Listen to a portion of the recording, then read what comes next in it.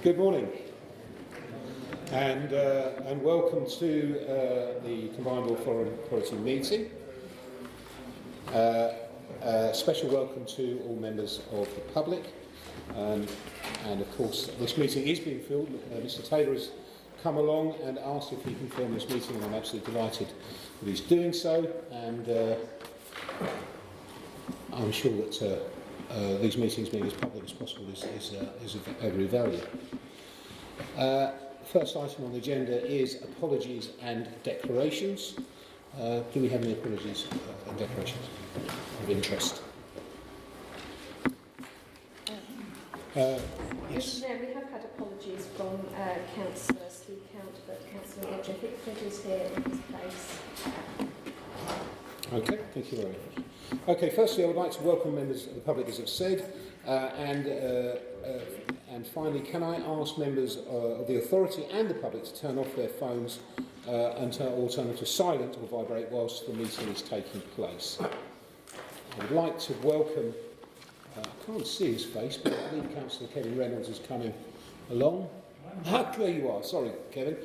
Councillor Kevin Reynolds is now the Chairman of the Fire Authority, and you're more than welcome to join us, and we welcome you.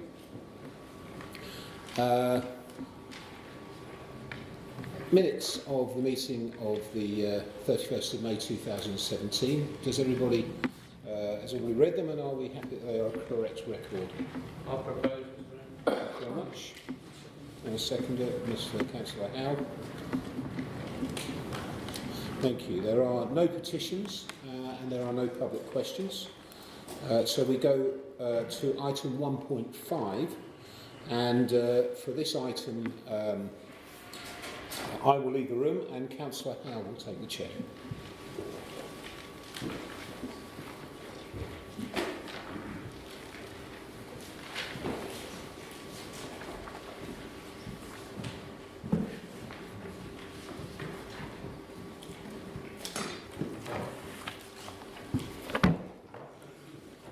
Well, good morning, ladies and gentlemen. This is a very temporary appointment. I'm afraid I'm in for one session of this agenda, and that is to present the report of the Independent Remuneration Panel on the allowance for the Mayor, and to review the allowance of the independent person on the Audit and Governance Committee.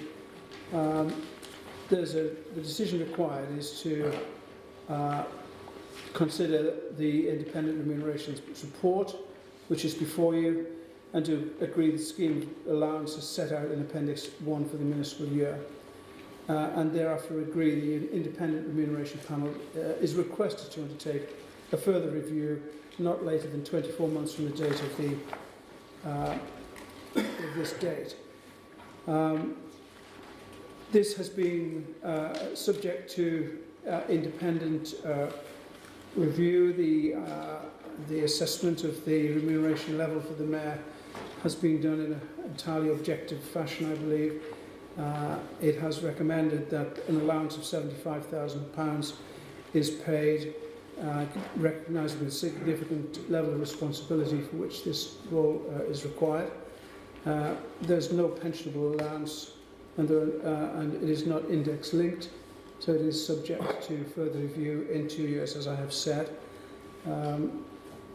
But it would then permit the Mayor to operate independently, and I would like you to consider this as a proposal. And so far as the independent persons on the Audit and Governance Committee are concerned, there is a proposal that the allowance of those individuals be £920, assuming that they work 12 days per year on behalf of the Combined Authority, and that the chair of that, who has an additional 8 days of work a year, is allowed £1,534 per annum. So the financial implications of this are quite clear. It's the sum of those three amounts, and I would recommend that the Combined Authority adopt these proposals. So I open it up for consultation. Anyone have any observations or comments on this proposal?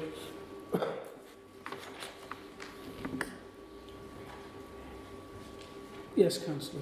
Well, just to say that having looked at the report and taking account of quite a lot of the detail in para 5.5, where obviously there's further points made about some of the other aspects of independence, that I think there's a sound basis for approving what's proposed. Thank you. Any further comments? In that case, may I have someone to propose these decisions are carried? Councillor Herbert, and a seconder, please. Councillor Holditch is seconding this. I think we'll have a vote from the whole panel on this, please. So, those of you who are in favour of adopting these proposals as described in the report, please raise your hands. I believe that's a unanimous vote. So these decisions are carried. And thank you very much. I think we're in the area now. He's back in the chair. Mr. Chair, can we just point out that those who didn't vote weren't against it, that I don't have it. Oh, indeed, yes, of course. That was self-evident to me, but I should have made it clear, Councillor. Didn't self-evident to that. Yeah, quite right. Thank you.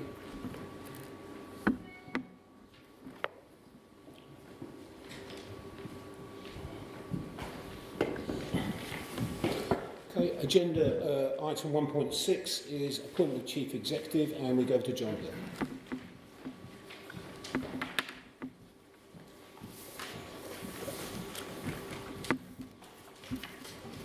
Thank you, Mr. Mayor. The appointments panel for the Chief Executive met yesterday in this very room, including the Mayor and chaired by Councillor Howe. They unanimously recommended to you the appointment of Mr. Martin Whiteley as your Chief Executive, and that's for you to approve this morning. Thank you. Okay. Any further comments? No. I So can just, yes, of I course. can just mention, Chair, that and this is a very comprehensive process. I would say assiduous in its depth of information. I think the consulting support we had was very good, and they produced a very strong list of candidates from which we, in fact, selected 3 for interview yesterday. And I think the panel came to the right decision. I think it was a very close fought race because the quality of the field was so good. But I think in doing that, it's allowed us to select the best candidate for the role, and I'm personally very pleased that Martin Whiteley has been appointed. So thank you very much. Okay. I would like to personally thank all 3 of the candidates who came along yesterday.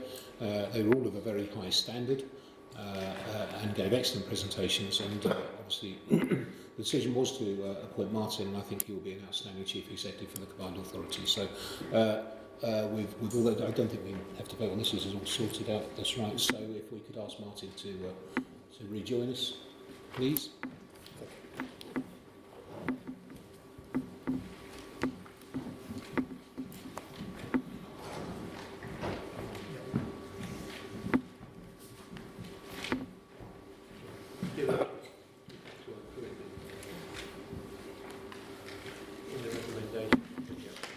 Okay, well, me personally. Okay, the panel approve of the appointment of Martin Whiteley. Yes, all those in favour. Yes. Okay, thank you. Item 1.7 on the agenda is arrangements for appointment of statutory officers, and I will leave this to Martin to take. Thank you very much, James. So the purpose of the next item is to consider the interim arrangements for the statutory officers of Monitoring Officer and the Chief Finance Officer, formerly known as the Section 151 Officer for the Combined Authority. The background to this is that the Combined Authority, under the Local Government and Housing Act 1989, is required to appoint a Monitoring Officer and a Chief Finance Officer. The arrangements that we've had previously for these 2 positions is that we have made interim arrangements on the basis of a 2-day-a-week for the monitoring officer and a 1-day-a-week for the finance officer. It is now apparent, given the scale of work in front of the combined authority, that we need to consider an appropriate level of resource for both of these important roles, and we consider that these should be now on a full-time basis. So the proposal in front of you is that, as with regards to the monitoring officer, that the role that's currently provided by Kim Sawyer from Peterborough City Council is extended to a full-time role, and that she remain as an interim monitoring officer from the 1st of July 2017, pending a permanent appointment. With regard to the Chief Finance Officer, that position is currently provided by John Harrison, again from Peterborough, on a 1-day-a-week basis. It has not been possible to increase this level of support, so the proposal in front of you is that we should seek to source from other sources pending a permanent appointment, a full-time interim finance officer. In the interim, both the role played by Mrs. Sawyer and Mr. Harrison will continue on the current basis. So the recommendations for you to consider are A, that you approve the proposals in respect of the role of the interim monitoring officer, and secondly, that you approve the proposals in respect of the role of the interim chief finance officer. Thank you. Okay. Any comments? John? Yeah, thank you. They're both Peterborough officers, as you know, and I think you've had exceptional value in both of them. Because you've got 2 days a week, I think it's been more or less 7 days a week. So I'm happy to support that, because we've had to backfill both of them. Okay. Councillor Herbert? Well, I just think that we're fortunate. I shouldn't say it too loudly to Councillor Hogbridge, but we're fortunate to gain Kim Sawyer, because I just think she brings a range of skills that we need. We have to get our governance, we have to get our sort of legal position set right, and she's a person of considerable expertise. Clearly, I'm interested, and we can follow up later with the process that we follow for appointing a full-time chief finance officer, because that's a key role. As has been discussed, there is a need not just to have the usual skills, local authority finance skills, but also considerable commercial financial skills given the nature of the authority.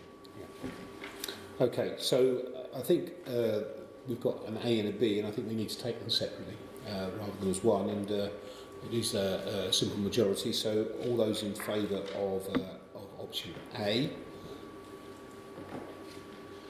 Okay. And all those in favour of option B? Okay, so I think that's unanimous on both. Thank you very much. Could we ask Kim John back into the room, please?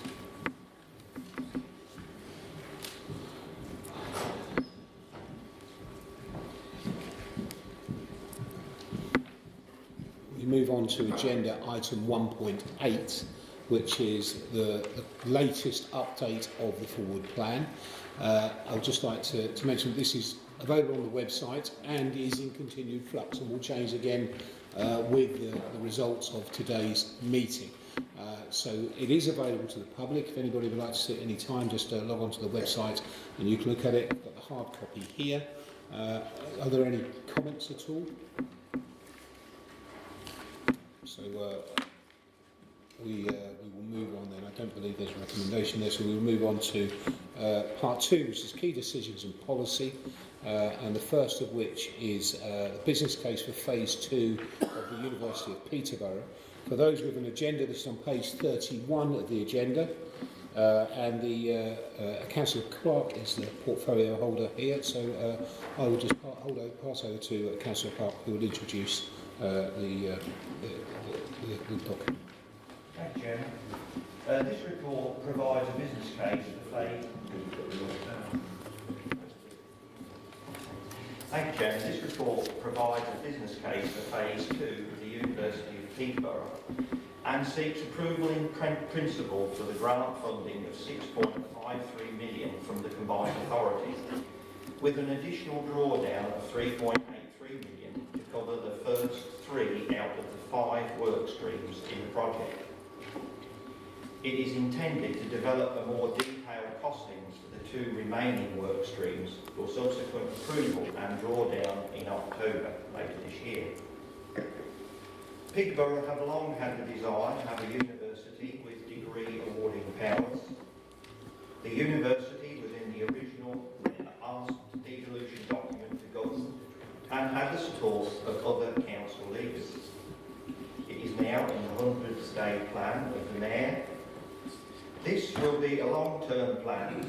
By 2020, they are hoping to increase the number of students from the current 750 to 3,000, and by 2035, grow that to 12,500. This will produce 1,500 jobs and another 1,755 jobs in the wider economy, and boost the economy by some 112 million. We are now entering phase 2 of the project, which will involve the development of the curriculum marketing and the engagement work. Phase 3 will develop and design the construction of the university campus. The vision is that by 2035, Peterborough will have a thriving, independent, campus-based university with an undergraduate population of 12,500 students. The university will be the powerhouse for economic and intellectual growth across East Cambridgeshire, Fenland, Huntingdonshire, Peterborough and South Cambridgeshire.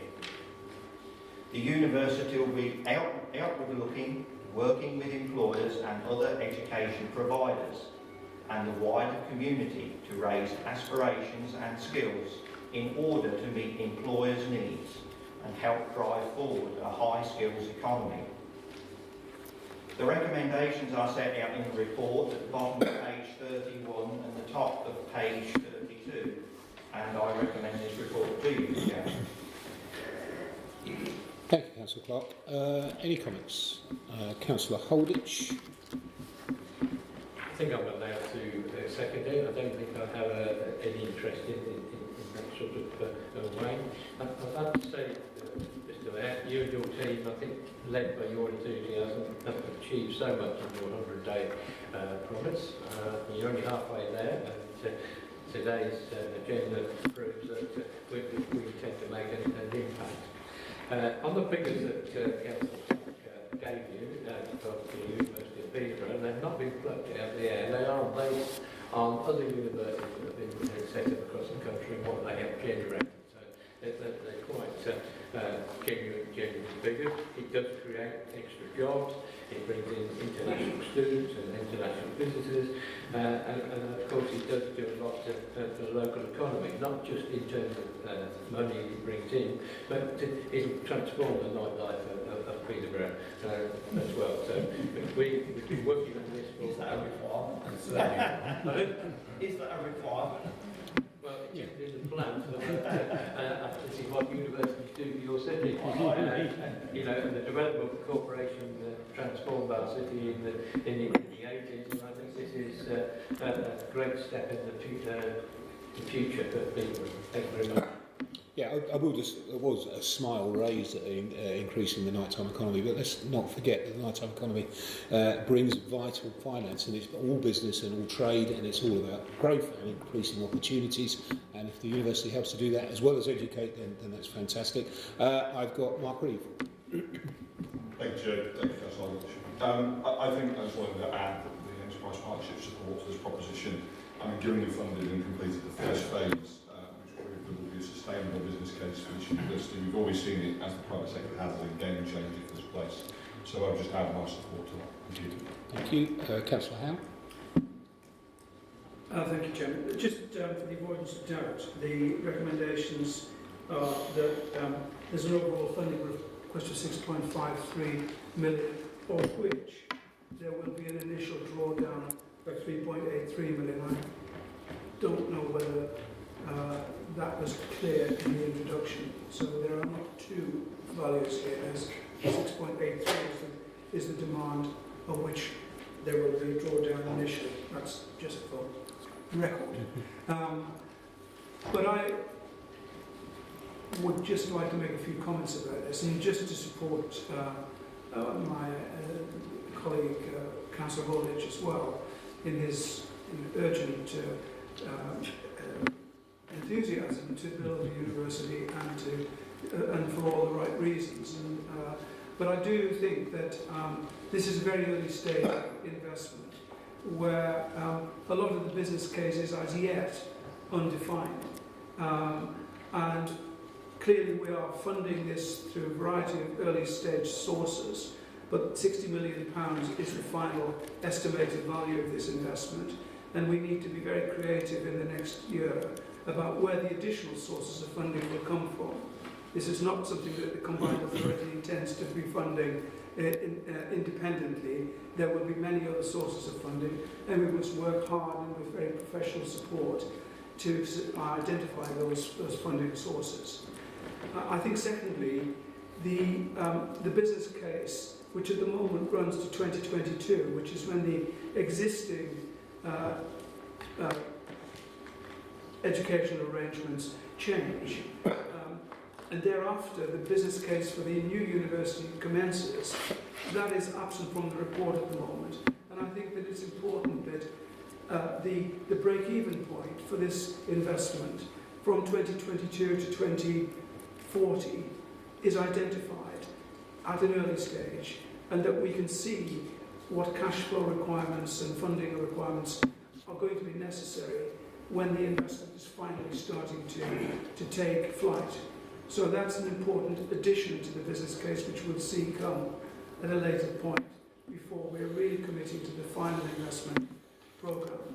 And finally, I wanted to mention that on the enterprise campus at Alconbury, there's being built a new technical institute called IMET, which is being funded by the LEP. And the IMET Institute will in fact compete with Peterborough University for student numbers.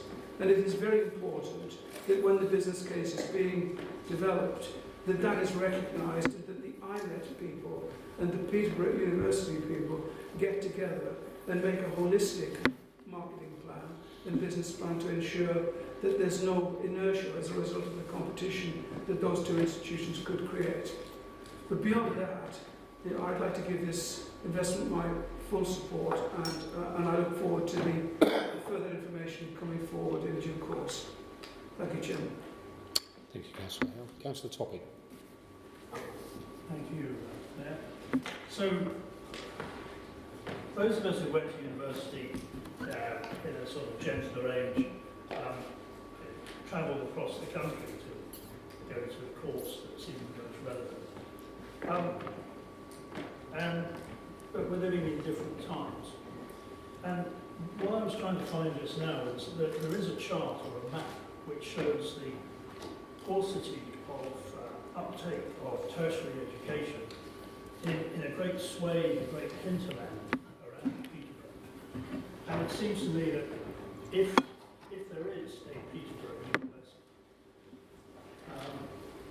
then it may be that some of those people with an ambition to take a degree will see the university on their doorstep and be attracted to it, and will take account of the that it's a lot cheaper if you're going to university nearby rather than other end of the country. So I think that this proposal benefits us in terms of creating that plays into Councillor Clark's skills agenda, which is very important for all of us. But it's Peterborough is a sizable city, and it is surprising that it doesn't have a university. And here is an opportunity, not just for Peterborough, not just for the bars and pubs of the centre of Peterborough, but for that hinterland that does not currently have that opportunity and that ambition to get that level of education that we will need for this local economy, but also for the UK. So on that scale, I think this is an opportunity for the many, not the few, and I'm very supportive of it. Very political. Councillor Holditch. Yeah, if I could just respond to that, I mean, Councillor was quite actually dead right. We are working on that. It's a stage 3 proposal will come forward. This is stage 2. And as for the Alconbury thing, we have to work with them, and we are working with them. If we don't want to be in competition with them, we want to complement what each other are doing. So that it's a facility for the area as well. And what mustn't be missed is all our young people at the moment are leaving where we go, with their talent, and they don't come back. They get a job or get married or something or other, and they don't come back. So this is really to stop the brain drain out of Peterborough and attract brain into Peterborough, which will allow us to attract higher earning jobs to the city as well. Okay. Councillor Herbert. Well, first I need to declare an interest in our work for Angley Ruskin University. But I can talk enthusiastically and dispassionately about the proposal. I think that there's already been a lot of work invested in developing higher education in the city. That doesn't stop this being the right approach, because I think it needs that fresh start. The economy of Cambridgeshire and Peterborough and the whole area that we cover is diverse, but there is a really powerful economy in Peterborough. And in addition to opening up links between the university that would evolve here with the universities in Cambridge, clearly there are, as has been said, huge links with the skills development, the further education in the city.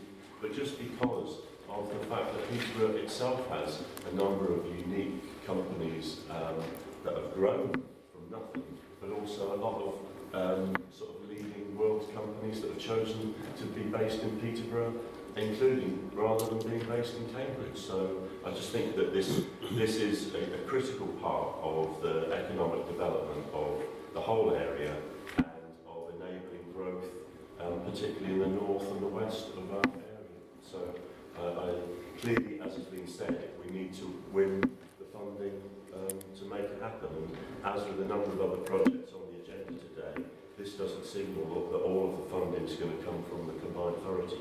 It signals that we're investing in the development work to win that funding from other people.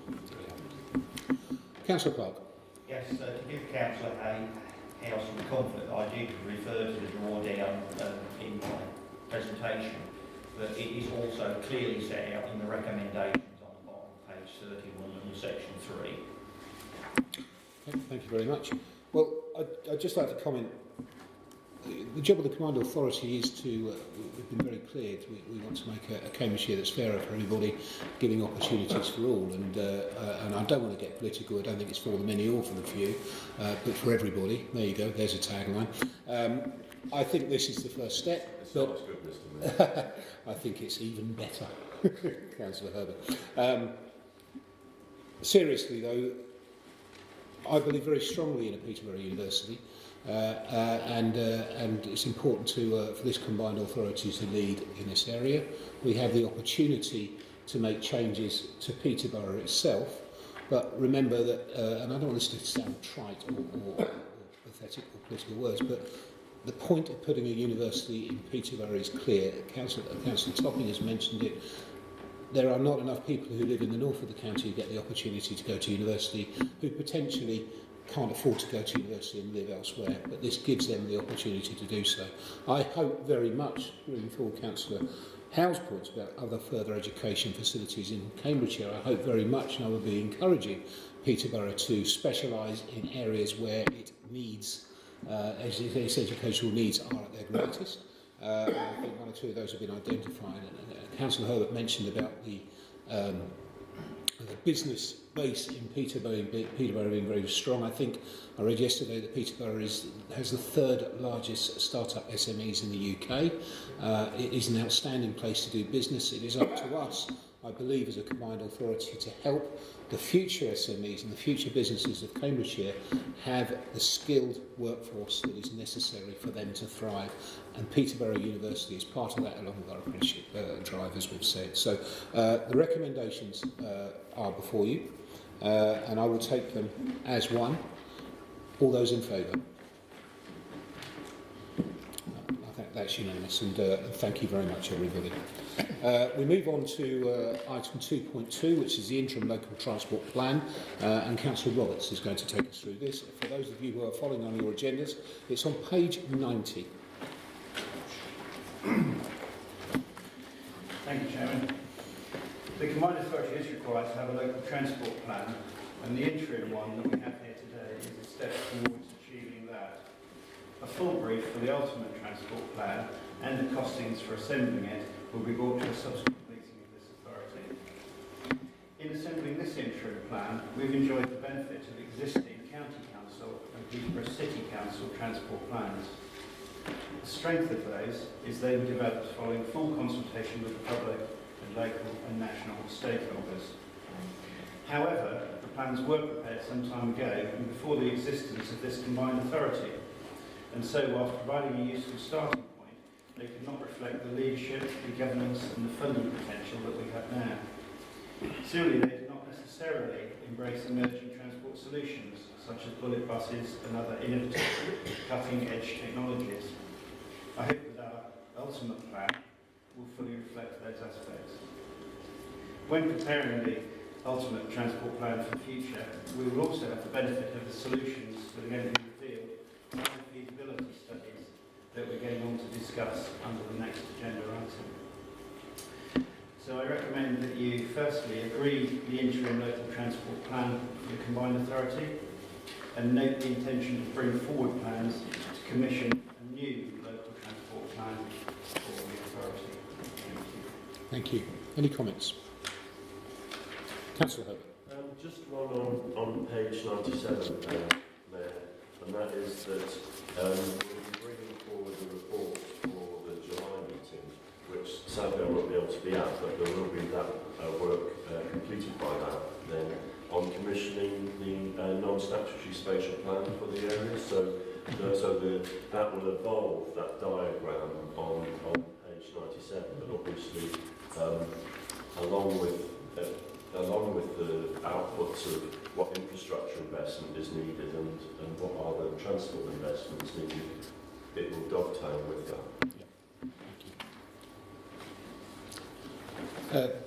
Should I address you as a Police and Crime Commissioner, I believe, Jason? Thank you, Mayor. I think that's great.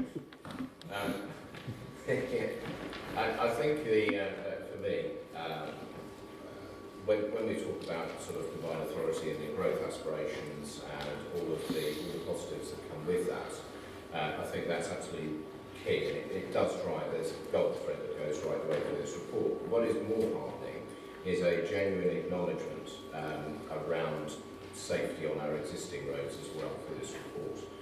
And indeed, in key performance indicators, the top four are around casualties, deaths, children killed and seriously injured.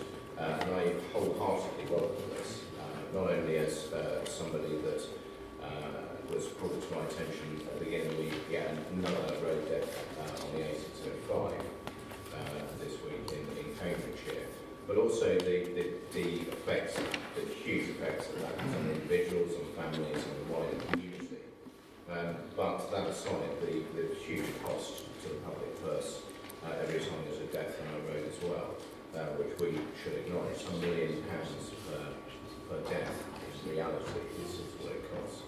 So it's good that it's in here. It's good that safety is being taken into consideration, and it's something that I wholeheartedly support. And further on in the report, if I can just move on to the work streams, sort of wearing a sort of old hat, as it were, in terms of the river crossing at Hartford that was in the original deal.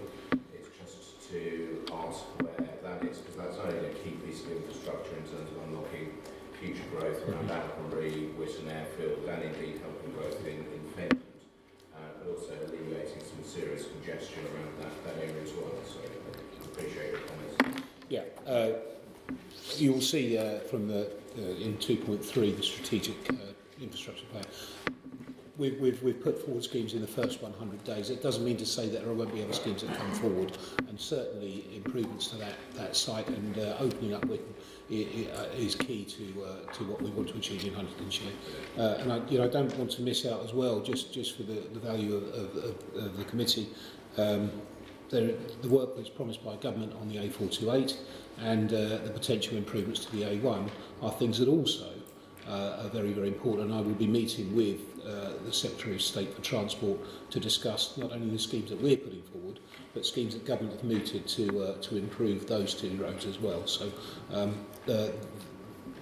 what's in the first 100-day plans doesn't mean to say that's all we're interested in. Okay, thank you. Any further comments? Okay, so again, I'll put this to the vote. We agree the interim local transport plan for the combined authority and note the intention to bring forward plans to commission a new local transport plan for the combined authority. All those in favour? And that's unanimous. Thank you very much indeed. I will move on to, again, the second point I mentioned on 2.3, strategic transport infrastructure schemes. Again, this is Councillor Roberts, and this is on page 136. Thank you. There are three pieces of work recommended for commissioning today. The first, a business case for the journey of the A47 between the A16 to the east of Peterborough and the Waltham Highway to the east of Wisbech. The second, the A47 extension to the M11 feasibility study, which is aligned to upgrading of the A10. I expect this piece of work to assess the options for the potentially key north-south routes, namely the M11 and the A10. And I expect to see three options going forward. A10 improvement, M11 A47 joining up proposals, and a third option for sub-combination. It's anticipated that these highway studies may be contracted together so that we don't duplicate work, because these schemes and their benefits all interrelate. We need a coherent strategy. The third piece of work we're asked to approve is the Wisbech Garden Town feasibility study. The Wisbech Garden Town is a long-standing ambition with many of my colleagues, and of course such an ambitious scheme would require substantial transport infrastructure to connect it up. When we apply the normal tests the Network Rail and the Highways Agency and others apply to such projects, it simply wouldn't get off the ground, or out of the ground for that matter. The short-term economic value tests would be failed. The combined authority can take the wider and the longer-term view, a bolder one in fact, that will quite possibly bring the new town to fruition, creating many thousand new homes and new jobs in the area. The feasibility study is the starting point for that. The total budget allocation required for the feasibility studies and the business case is £8.75 billion. All three of the schemes I've outlined were in the devolution deal, and each drives the sharing of prosperity across our area. They are central to what we're trying to achieve. These things would not have been possible without the combined authority taking the wider view, gaining consensus, and having the funding available, even to do the necessary feasibility studies, which is what we are approving the funding for today. It's anticipated that the highway studies and the Wisbech study will be contracted together so that we don't duplicate work, because these schemes and their benefits are all interrelated. Finally, can I ask that you note the intention to bring forward proposals for a feasibility study into the rapid mass transport options for Cambridge City and the surrounding travel to work area to the board in July 2017. Thank you very much. Okay. Councillor Herbert. Well, I mean, I think this is a set of bold proposals, and I think it's to be welcomed that we're focusing on some of the key east, west, north, and other challenges. Clearly, the one that, in a way, is the strongest in terms of coming forward as a new proposal, certainly from the north-south Cambridge to the north of the county, but also across to Kings Lynn, is this feasibility study of extending the M11. And I just personally see that as being a potential game changer, because what it does is that it opens up the whole issue of north-south transport. We're not, as you know, this is only one of a whole range of barriers to opening up the prosperity of the north of the county. But we do see this as essential. Clearly, in commissioning it, we would also want to be looking in parallel at the rail improvements, so that we try and have a dual road and rail analysis. But I just think, certainly from my perspective, looking at this report, that is the biggest sort of addition that will make it a real change to the opportunities, and just link the north and the south. Just a couple of specific issues. Obviously, in my role as chair of the City Deal Board, I welcome that we're working jointly on the rapid transit study. That will look both at underground options in Cambridge, both light rail and bus, but also then look in an integrated fashion about how those then link on. We've got different jobs to do, but we're obviously working together. And to complete that study by the end of this year will both assist the City Deal, but clearly assist the wider integration with this the more strategic plans that go much further. Finally, I just want to really, in a way, ask a question of Councillor Howe, because Robin's been leading on the infrastructure. I've got no problem in approving this report, but when I look at the figures, particularly for the Wisbeach Garden Town, I just want to get some assurance that any spend in 18-19 onwards will be contingent on knowing that we've got full results from the 1.95 million that's expended this year. I'm more than happy to approve the recommendations, but I just want to have a greater understanding that the approvals for the future years will be dependent on getting real results in that first piece of work, and that we could stage some of that work in a way that evidences that we're getting value for money. Part of the reason I raise that isn't because I've got any question about the importance of the Garden Town, because it is a priority for us to develop and establish the viability, the content, how it links to the economy in Wisbeach. It's because when I'm looking at the role and the work that we'll bring forward on the spatial plan, we'll also be looking at several other projects. And so if we're looking, and it's been mentioned about St Neots, and I'm sure that we'll be looking at significant growth centres elsewhere, not to detract from Wisbeach in any way, but I just want to ensure that what that work is consistent with other projects that we will be later bringing forward. Okay.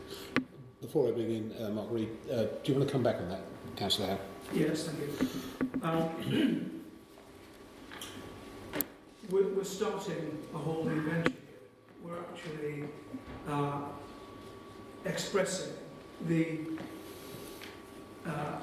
desire to create a modern and effective infrastructure service within the county, to some extent, without the benefit of comprehensive economic plans, which we will in due course have available.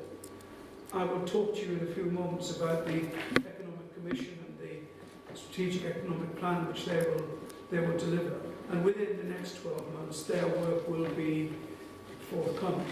And that will, I think, corroborate the investment plans that we're putting forward today. It would be better if we had those plans forthcoming now, but they are not available. We are a new authority, and we do not want to build up a head of inertia here, waiting 12 more months before we start the feasibility studies of these critical infrastructure projects. So there is some form of economic leap of faith being made here.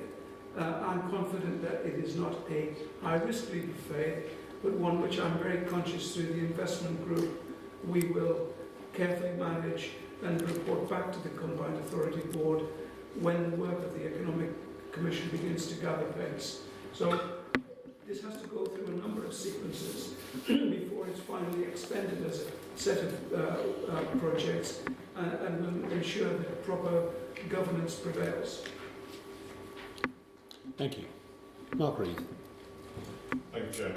And just first to say, obviously, that the timing favours the meeting, that none of this has been through the board, so I'm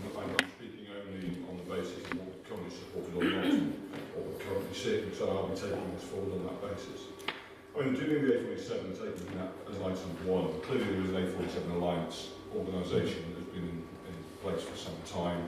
And I just want to seek assurance that the A47 will be fully consulted. They noticed as a stakeholder, given the work they've done to date and the support they've done from government along the whole A47, and I know that they could talk to that. So I just seek some assurance around that, because the enterprise partnership is part of the A47 Alliance and therefore wholly supported Hollis upgrading and Hollis entirely in that area. In terms of the M11 feasibility, again, we're not cited on that and certainly have no position on that. But in terms of the A10, of course, the A10 is a long-standing challenge that we've seen not only in the city deal, but outside of the city deal and the business case that's required with Waterbeach Barracks going forward, and the challenges around this place in terms of connecting it better given the growth we're seeing here. So we're wholly supportive of that, and we want to see the work that's being done on the A10 overwhelmed by any distraction. So I would like some assurance that the A10 business case that's currently developed continue to be developed in order that Waterbeach Barracks and other things can be brought forward. And in terms of the Wisbech Garden Town feasibility, clearly we're supportive of Wisbech Garden Town and have been and remain supportive of that. And we understand that the feasibility study originally, as part of the bid to government, was around £2 million. That's set out in the document, and the bid was put forward by FDC. So I'd like to understand why we're now in excess of that. Again, we are supportive of the Wisbech Garden Town. Okay, well, I'll just come back on a couple of points there. First of all, of course, we will use the study work that's been done on the A47.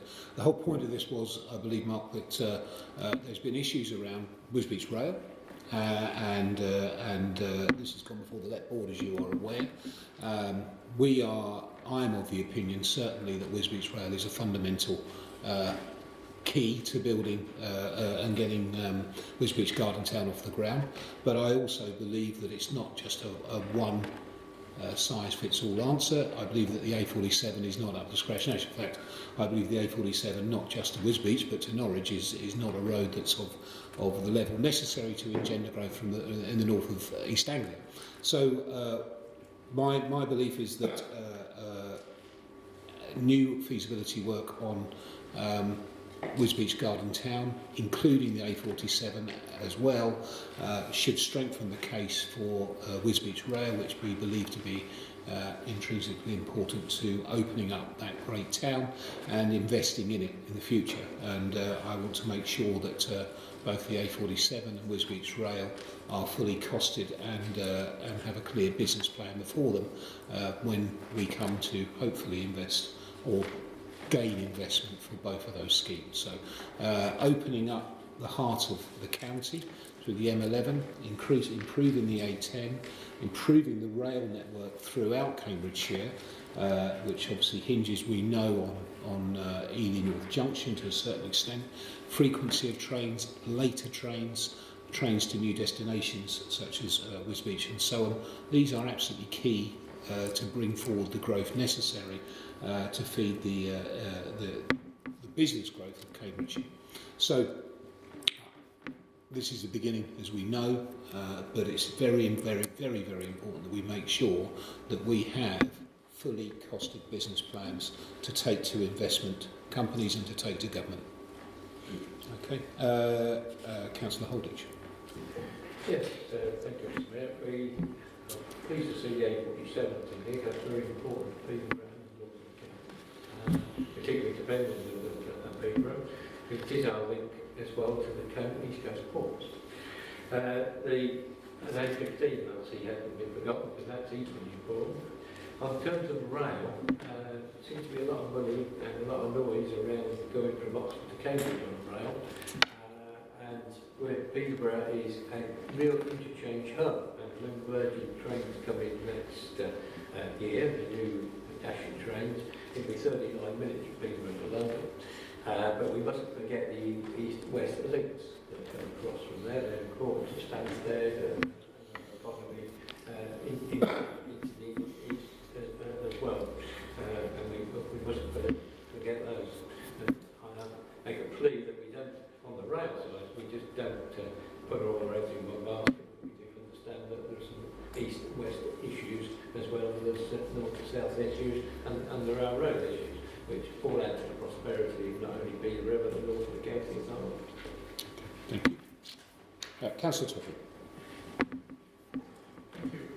So I'm generally supportive of these proposals, particularly of the Wisbech Garden Town, which I think could provide some much needed assistance in terms of spreading the housing burden across the area. I come back to the point that was made earlier in this discussion that Councillor House had an economic leap of faith. I would want us to be very clear that we don't sort of compound risk by taking a number of economic leaps of faith, one after the other, which eventually becomes too big a risk. So I think as Councillor Herbert made earlier on, that we would want to see, and I think we have to see the outcomes of this work before we sort of progress further down the route. And there was no point in setting up an economic commission if because their views on this would be pretty important. So there's a number of references in the appendices to this document about matters to do with the south of Cambridgeshire. And I can say to this combined authority that there are proposals for at least 2, if not 3, science business parks, 2 or 3 miles from where I live in the south of the county. And so issues like the A505 and indeed the A1307 are critical to the south of the county and its economic success, as much as these proposals for the A47 and the Wisbech Garden Town. So I want to make sure that the south of the county and its current economic success is maintained, and particularly that the infrastructure challenges that people in the south of the county are concerned about are addressed. So I'm supportive of this, but I'm just hoping that there's going to be some more work coming forward that might address some of the points. Thank you. Okay, hopefully the item 2 on the recommendation of the intention to bring forward proposals for a feasibility study into the rapid mass transport options for Cambridge City and the surrounding travel to work area will go some way to allaying your fears, and it is our intention to bring forward a world-class transport solution in the south, which will, I believe, take the pressure off those roads that you mentioned. So we are trying to come up with a whole county Cambridgeshire and Peterborough vision here, and do I have any further speakers? So again, the common theme is, as with the University of Peterborough, this improvement to these road and rail links are not a vanity project for Cambridgeshire. These are key routes that will improve the lives of the people that live here, currently improve the opportunities for business and growth in the future. We very much desire to make the lives of the people of Cambridgeshire easier to lead, and give people the opportunity to live where they want to live and where they can afford to live, and let them allow them to travel to and from work freely and quickly. It is hugely important that we sort out the infrastructure of this county in order to spread the wealth from the south into the north of the county. And Councillor Topping mentioned about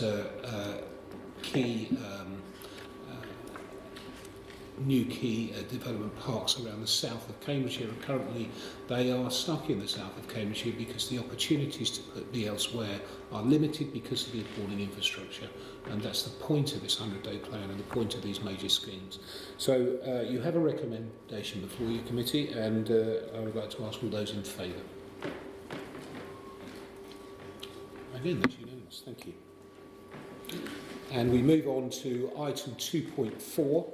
An independent economic commission on page 179, and Councillor Howe will introduce this for us.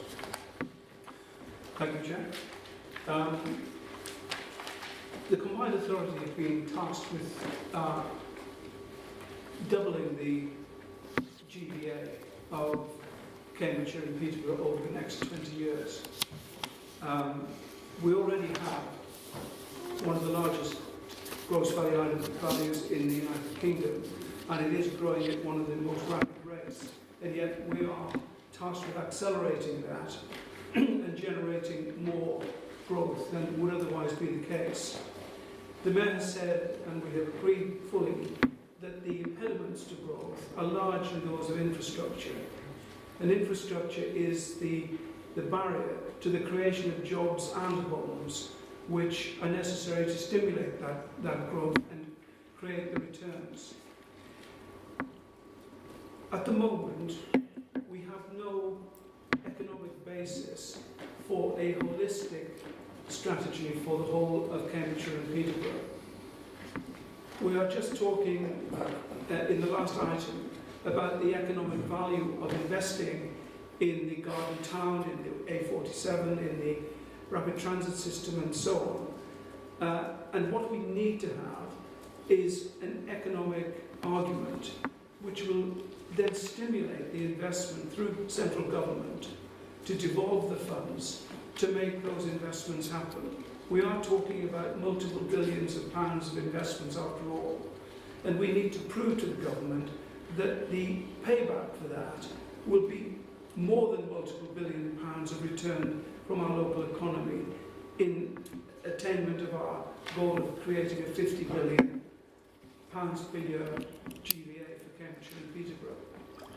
And one of the ways in which we need to do that is to create a body which will be able to give us objective information about those growth opportunities, where they will arise, what actions we have to take to stimulate them.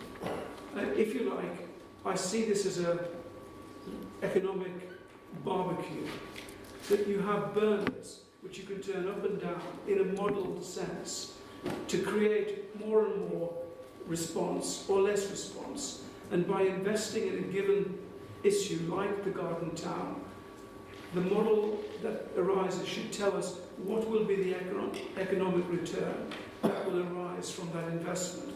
What will be the economic return in the south of Cambridgeshire if the corridor between Bedford and Cambridge is developed in the way in which we wish.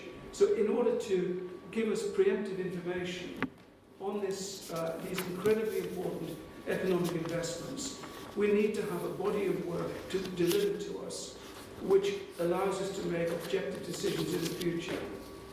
There's plenty of extant knowledge in the county at the moment, but it's currently fragmented between Opportunity Peterborough, Cambridge Ahead, the Local Enterprise Partnership, all of whom have very solid economic plans at their disposal. But there is nothing at this moment which coordinates and assembles an overall strategy for the region at large. And I think it is an important piece of work that we must underwrite. So one of the things I'm proposing here is that we establish an economic commission, and this commission will exist to make the necessary deliberations about where that economic growth will come from, what will be the drivers for that economic growth. And remember this, that if you look at GVA as a holistic figure of £22 billion per annum, it is the case, as Councillor Holdridge said earlier, that Peterborough and Cambridge generate a lot of the economic growth in the region. Every person who lives in Peterborough or who lives in Cambridge generates about £25,000 to £30,000 per person. In Fenland, that's only £13,000 per person. In Huntingdon, it's £19,000 per person. So what we've got are great areas of unevenness in the county. And what we need to establish is how can we turn the burner up in some of those areas to generate more growth? And what will be the economic returns if we do so? So my proposal is the Economic Commission will be established. We have approached Dame Kate Barker, who is a very celebrated economist with extensive Bank of England credentials behind her. And she has agreed to chair the Economic Commission, and with her we have approached a number of very distinguished academicians, industrialists, financiers and others who will collect together to form the Economic Commission under Dame Kate Parker's auspices. In the initial stages, we propose to undertake the economic review to which I've referred earlier, and that will deliver a plan which will be the economic barbecue. I'm sorry to trivialise this, ladies and gentlemen, but my mind works in visual ways like that. That we can then use to turn up and down our plans to determine what the economic return will be, and that will be by the spring of next year. That study will be complete, and that, of course, will give us a lot of comfort that the bigger projects we're undertaking today will have a substantial economic base behind them when we are finally kicking them off in 2018 and beyond. And thereafter, we expect the Commission to sit and advise us as an investment board and as a combined authority board on all subsequent economic values that we have. This will allow the LEP and the two other institutions I mentioned earlier for Cambridge and Peterborough to have access to the same base material, and that will give us all comfort that we're singing from the same economic hymn sheet. So I would really commend this proposal to you. It requires some investment. Incidentally, the investment is not for fees and some for the Commission itself, but a one or two very small stipend is going to be offered, but trivial in the context of the value we'll be getting. But there will be some work to do in creating the economic study, and we'll need some private sector help to do that. And the operation of the Commission will have an ongoing cost, for which I've estimated a budget of £145,000 will be required. So I'm proposing to recommend this Commission's established, along with the economic review and the budget of £145,000 to go with it. So that is my proposal, Chairman. Okay. Any comments?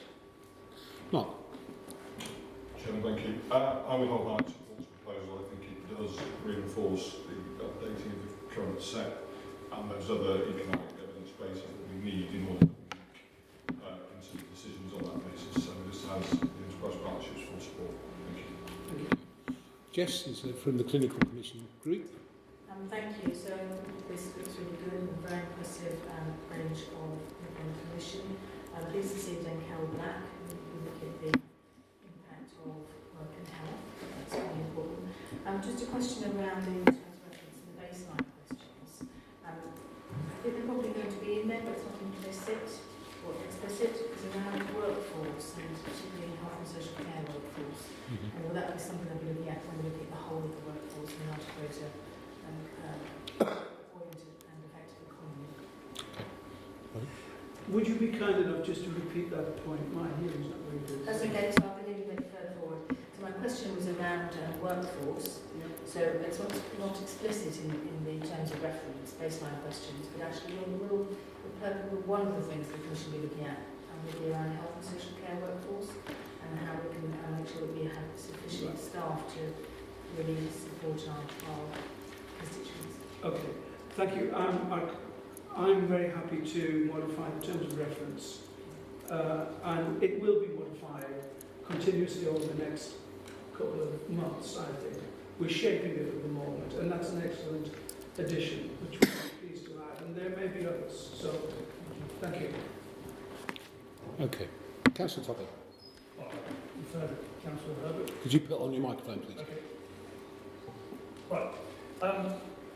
I think this is absolutely excellent, and I commend the work that's gone on to round up this sort of economic engine. And one of the reasons why I think it's particularly important for us is that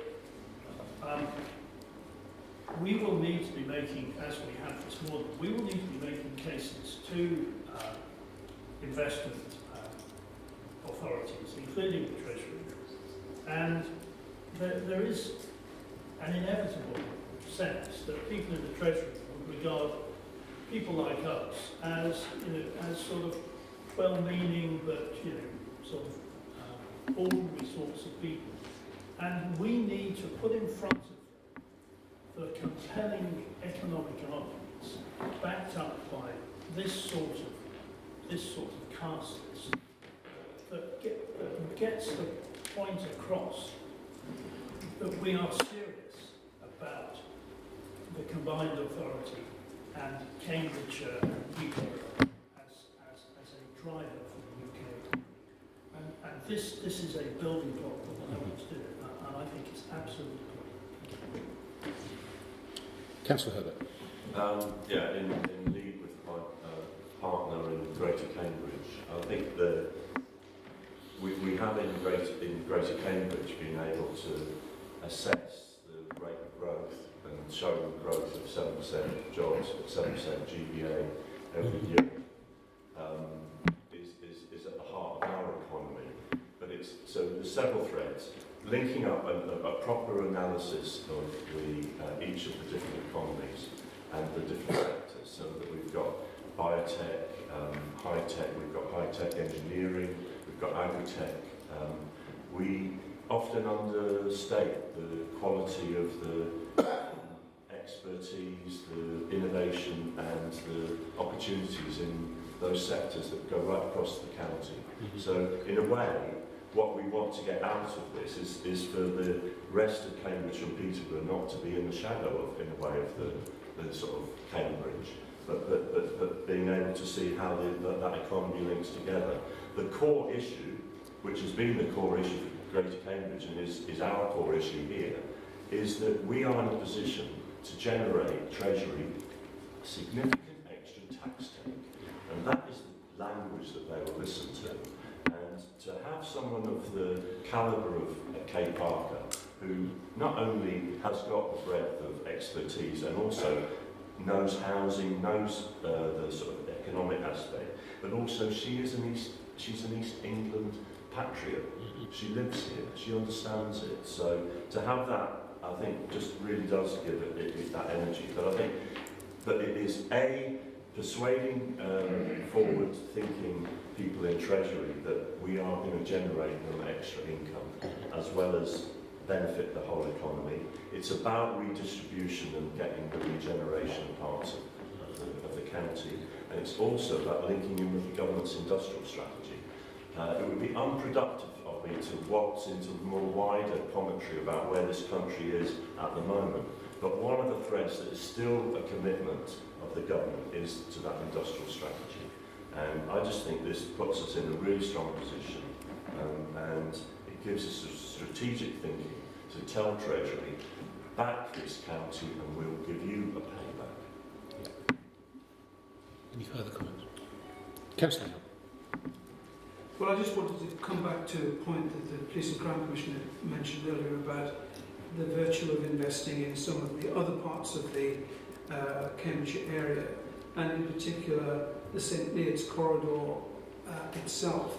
And one of the things which is very remarkable is that, gross value added, which is this weird metric that the government use, which is actually the amount of totally invoiced value that businesses generate, and they're divided by the number of working people who live in the area, is a very interesting metric for us to follow, and we do follow it very closely, because the reason that the GVA per head is so low in some parts of the county is because the people don't work in the county. They work elsewhere, and they make their value in London, or in the case of Cambridgeshire and other residents in Cambridge City and Peterborough. Now, I think what we want to do is to ensure that we can generate growth in the local areas, and our strategy must be focused on creating jobs that create invoices that allow people to get paid in the county of Cambridgeshire and Peterborough. So 40% of the people who work in Huntingdonshire, for example, don't work in Huntingdonshire. They commute out of the county. And that is a very high percentage of lost revenue, lost tax receipts. So part of our economic strategy is to identify where those soft spots are and turn the burner up in those areas to ensure that we return people to work in their own local areas rather than put them on trains to London. No further comments. I'd just like to thank Councillor Howe for this excellent proposal. I think that it's very important to put together what we're trying to achieve from today's paper, and I think that there is a correlation between high-level business cases and also the economic value of this county. And the points have been made both to the left and to the right of me. I'll move it around across the political spectrum of how important it is to Treasury to understand what Cambridgeshire and Peterborough can offer to the national economy. I've said before, if I was chairman of Cambridgeshire and Peterborough PLC, with our tax take profit per year, and I went to ask banks for money to invest in this county with a clear background or a clear business plan behind me, then it wouldn't be hard to raise the money necessary to bring forward the growth in the improvements in infrastructure, housing, business in this county to improve the gross value of the county. And it's absolutely imperative that we have that same armoury but behind us when we go to the Treasury and we go to independent investors. And that's the key of what we're trying to achieve here. Just one point that Councillor Howes mentioned that I think is very absolutely vital. You mentioned that people in Finland only add £13,000 per head to the national economy. Believe you me, if you were in other parts of the country, you would dream of having £13,000 per head added to the national economy, and yet Finland in Cambridgeshire is seen as the area that doesn't do very well. Hence the reason why we want to invest in these links north to south. If Finland currently can achieve £13,000 per head, what could it potentially achieve with high quality, high level, world class transport links as well? And if we can improve those transport links, of course it's not just Finland's value that can go up, but it is the rest of the county as well. That's what we're trying to achieve here. We know we've got a product that we can sell.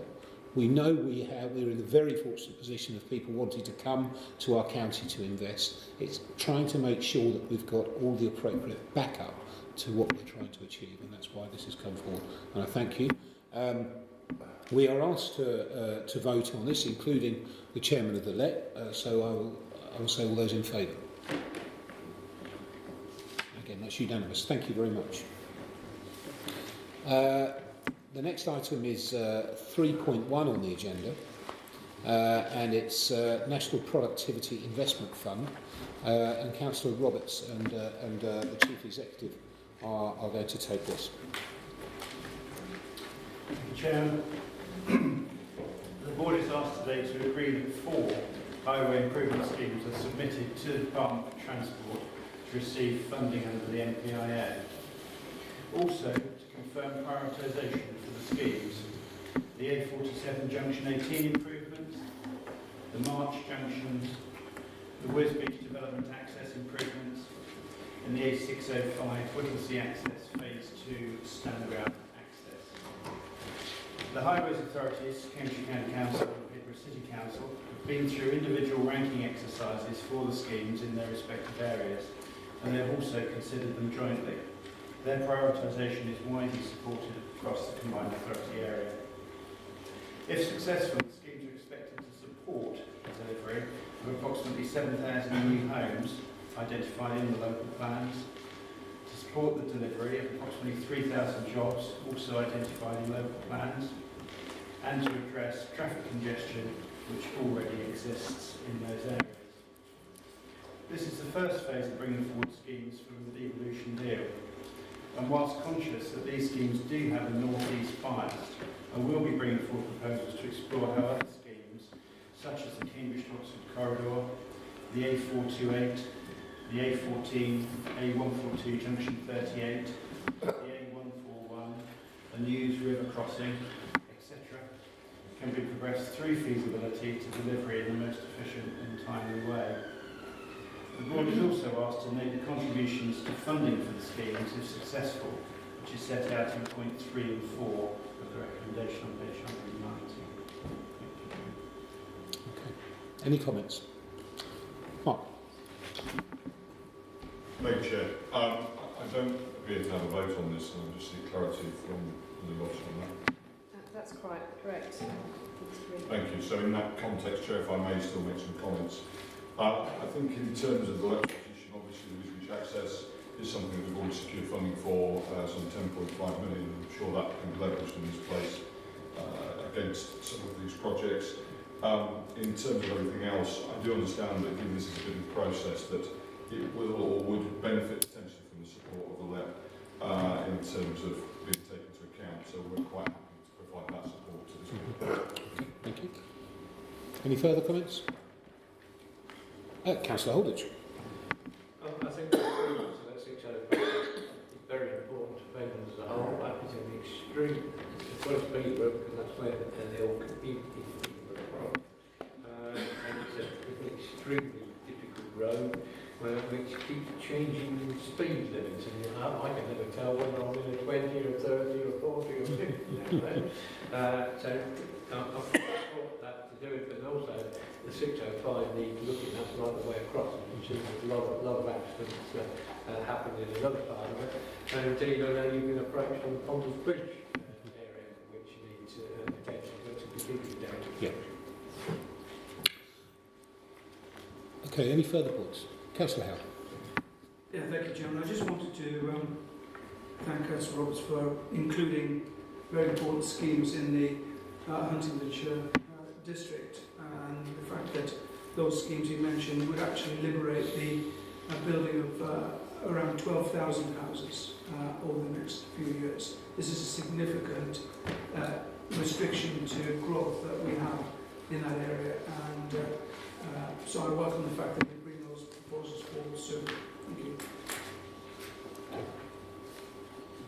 Okay, no further comments, so we will go to the vote. This one is at least 2/3 of the majority appointed by constituent councils must be included in the vote. So all those in favour? I think that's more than 2/3. Thank you. Okay, the next item on the agenda is 3.2, page 198 to those who are following our massive agenda, and this is Councillor Topping. Thank you, Matt. So this is quite a modest proposal, seeking about 25,000 to fund a feasibility study. So a number of us have visited or have had representations from companies that aspire to build modular homes.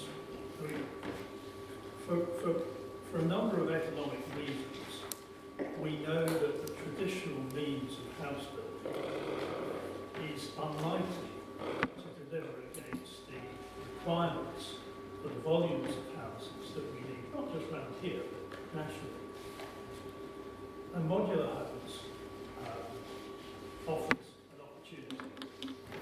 It also offers an opportunity for us as the combined authority to take some control of our own destiny and potentially to go into partnership with someone and produce our own modular homes. Now, there are a number of risks associated with this, not least the fact that the modular homes people may think they have a good product, and actually they do, but the sector's come off leaps and bounds. But you need to be clear, and we need to be clear, that there will be a market for these modular homes.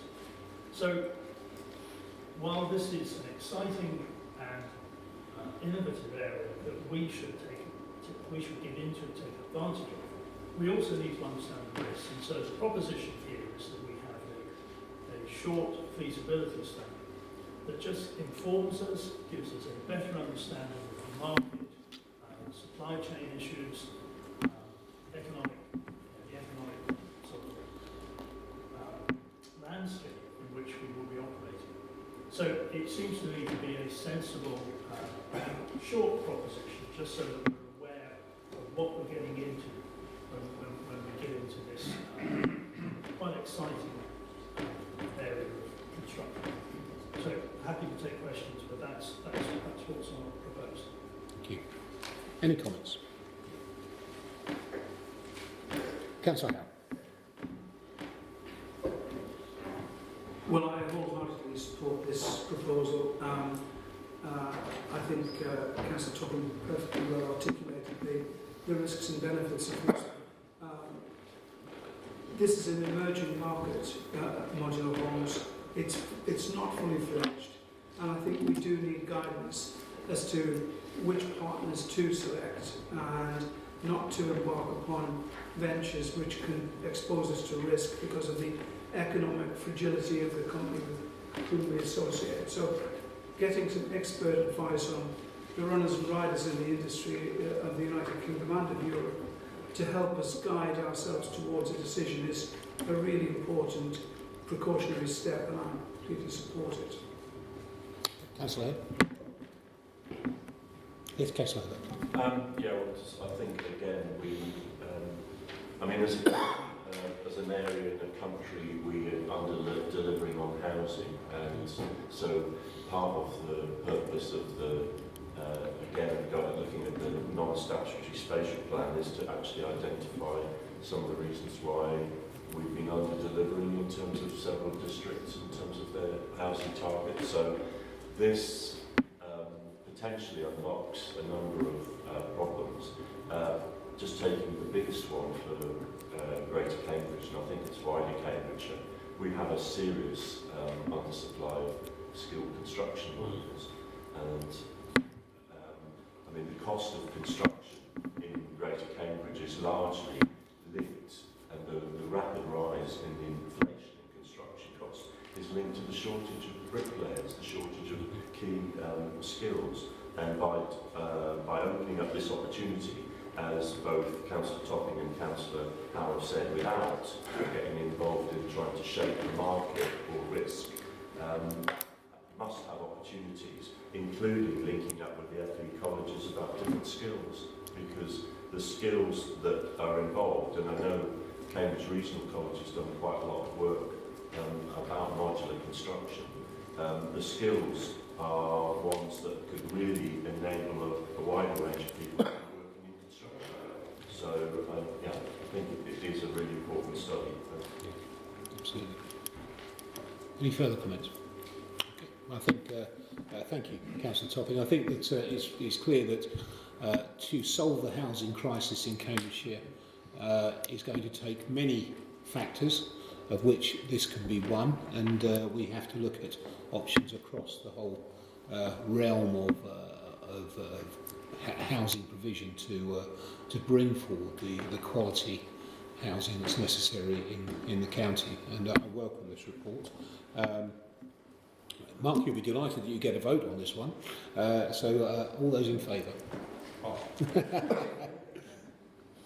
Any against? Abstentions? So you guys were in favour as well? Yes. Yeah, okay, how wonderful. Just building your first house. Thank you very much.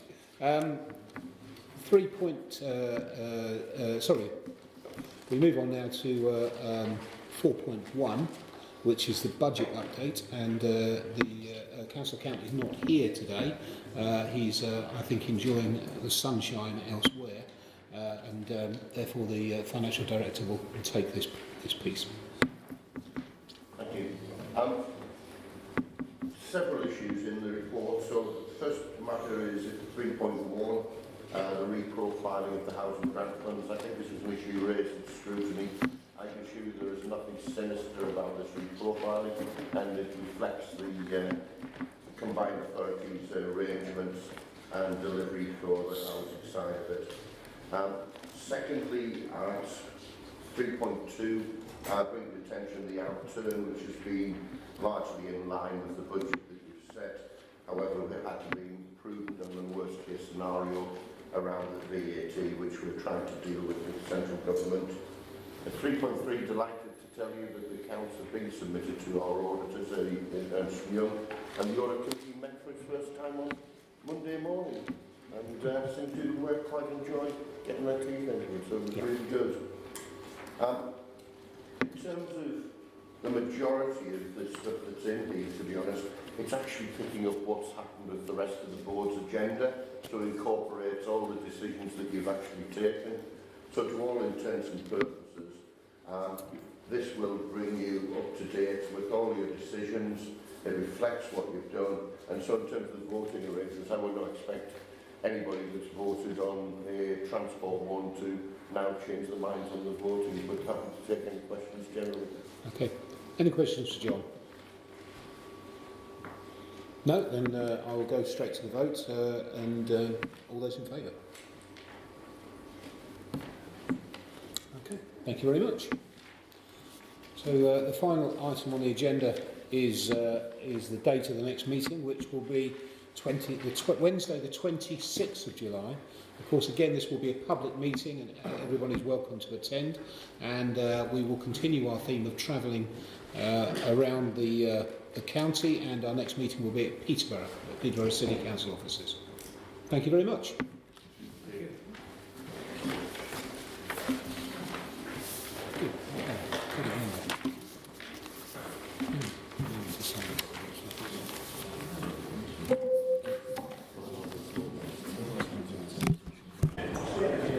Is it possible to put the audio recorder in front of now again? Just check with them there that that's okay, but I'm sure we probably won't. Well, if it's not, I'll put it here for now then. If it's not okay, I'll come and collect it. All